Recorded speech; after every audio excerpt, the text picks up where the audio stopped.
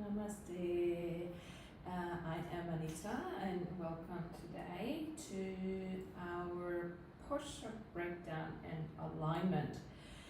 And today we are going to do Ika Pada Pranamasana, or one-legged prayer pose.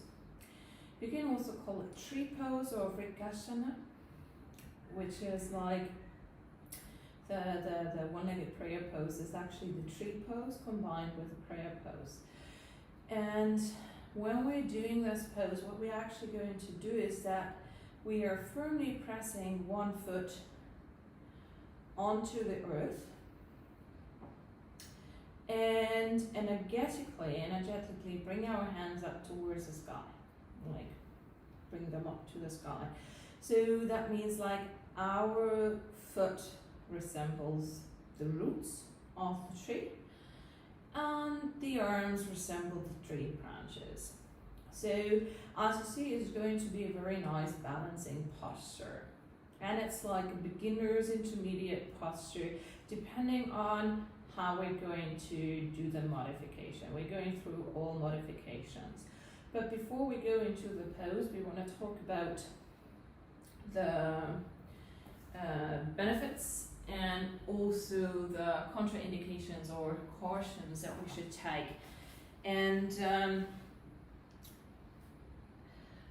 one of the most prominent benefits of the one-legged prayer pose is that it's improving your balance, your physical balance as well as your mental and spiritual balance.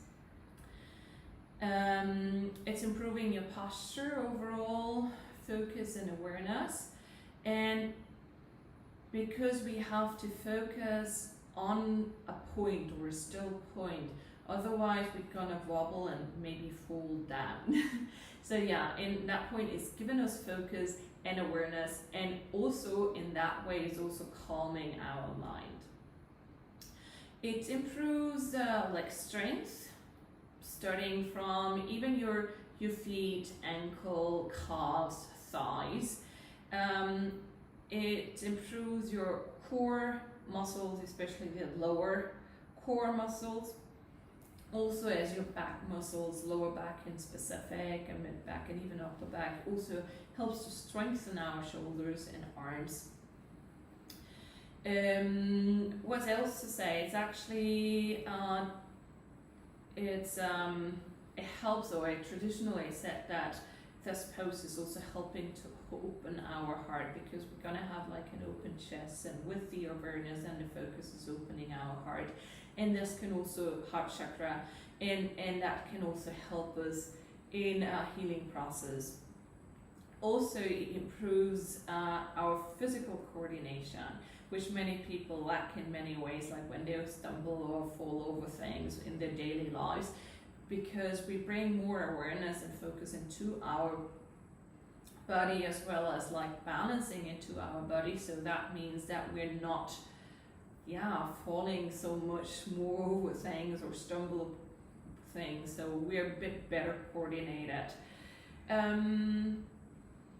It's also stimulating the nervous system, and I think that's pretty much it about the most dominant benefits. There's lots of other benefits, but those are the most common benefits. Contraindications are if you have like foot, leg, ankle, knee injuries, you should avoid this position, or maybe use like a really good like modification for your ailment or physical state of being. Also, if you suffer from high blood pressure, then you should not raise your arms in the pose. In that way, in that case, you just keep the arms on this level, or maybe on the shoulder level. If you have low blood pressure, you should definitely do this pose under close observation of a teacher. And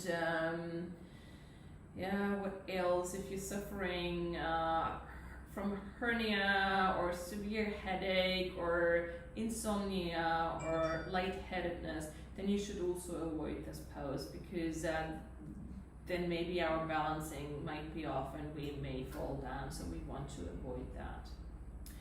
So I think let's start in this pose, and we're going to start in Tadasana, mountain pose, and for that we're going to bring our feet together, big toes touching together, the other toes just facing forward to the mat.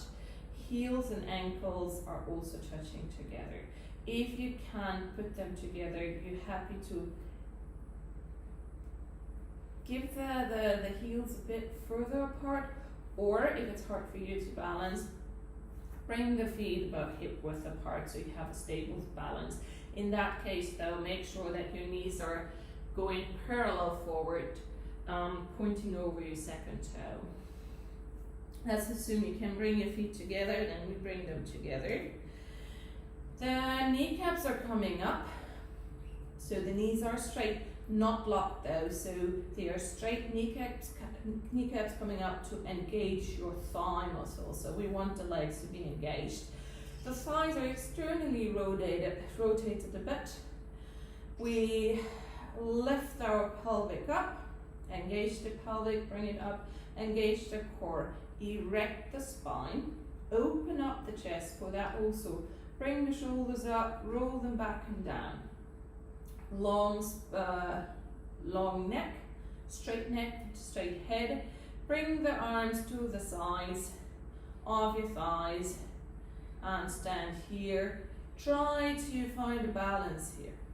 To have the balance even a bit better, you can even bring your toes up, lift the toes up quick, spread the toes as much as you can, and then bring them down to the mat so you have a better grip, because you're having more area to touch on the floor. Make sure to balance on all arcs on the feet. Stay here for a few breaths.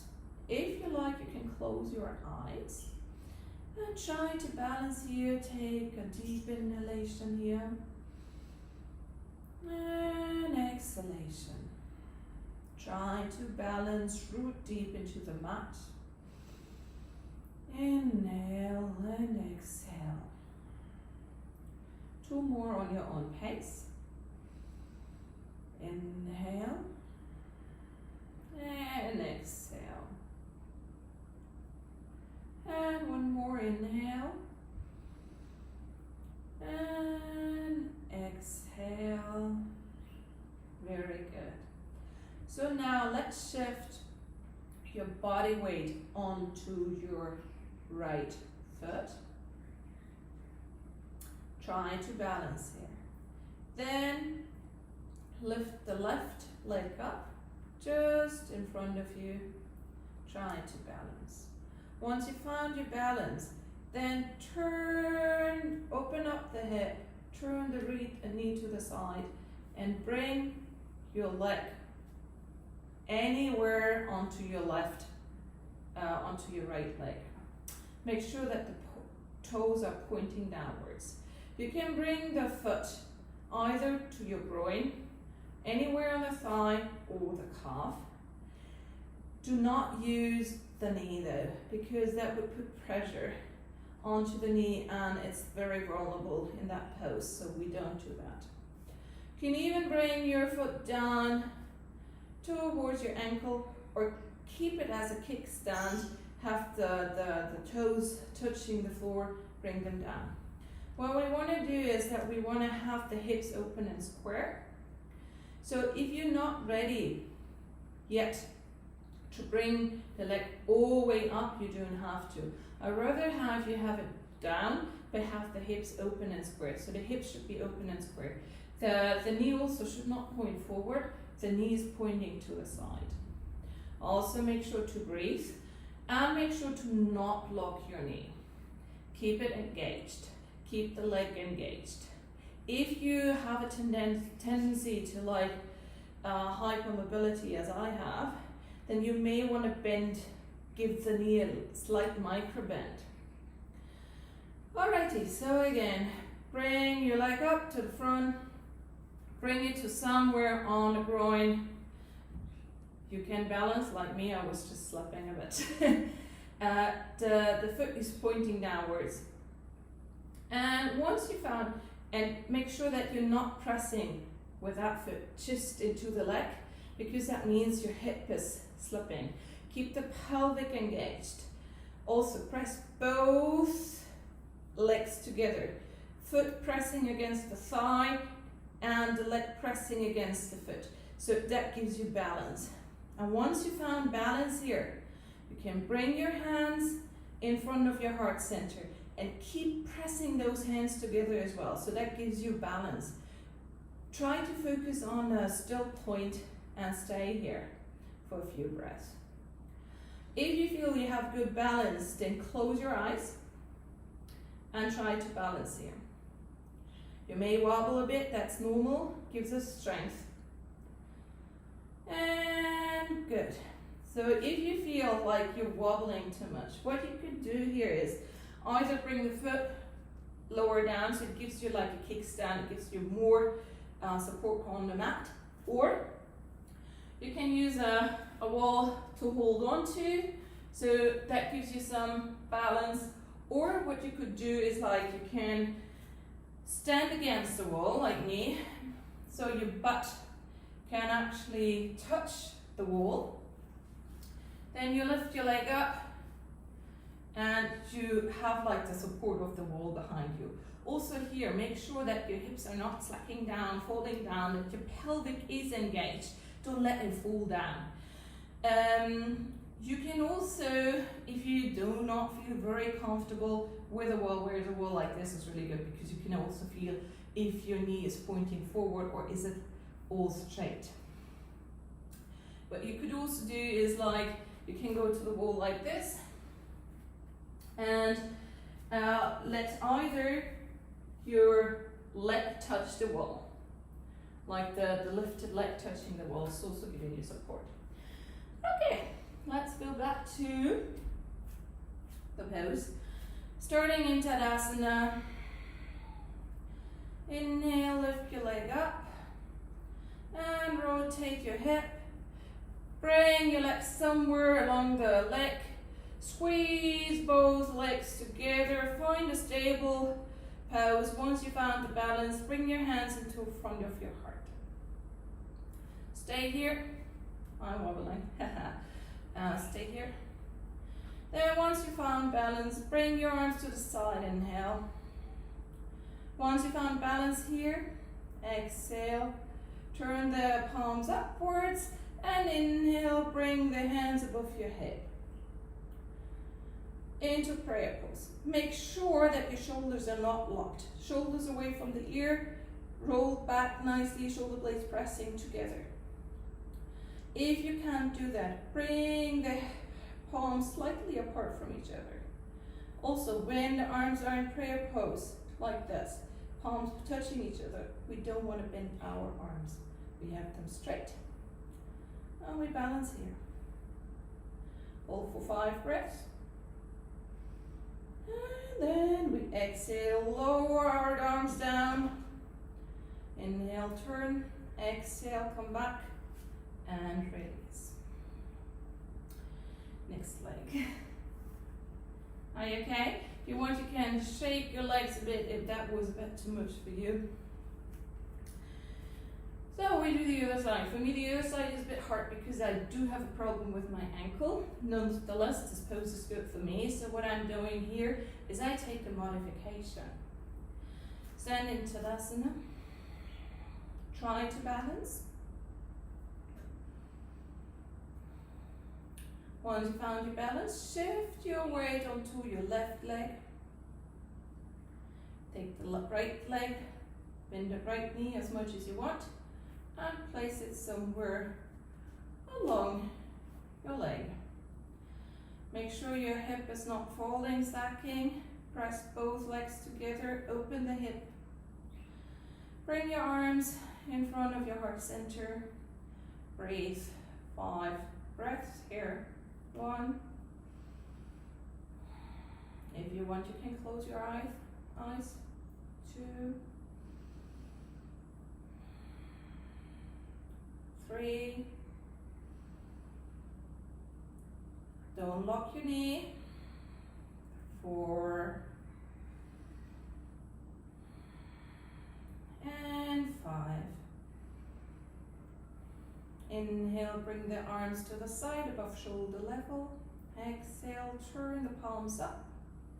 Inhale, bring both arms up. Make sure your core is engaged. Your shoulders are away from your ears, rolled up and back. Bring the palms together if you can't. Bring them further away. Make sure your shoulders are relaxed so your chest is open. Stay here, 5 breaths. Also here if you like, you can. Close your eyes. Focus on a still point or focus on your third eye. Gaze at your third eye. 4, 3, 2, and 1. And exhale, bring your arms down above shoulder level. If you want, bring them back again into prayer position in front of your heart. Stay here for another 5 breaths. 1, 2, 3, 4, 5, and release. Come back to Tadasana. Thank you. I hope you enjoyed it. If you have any questions or sources, please send me a message. Call me, post or whatever, and I'm thankful for having you with me today. Thank you so much. Namaste.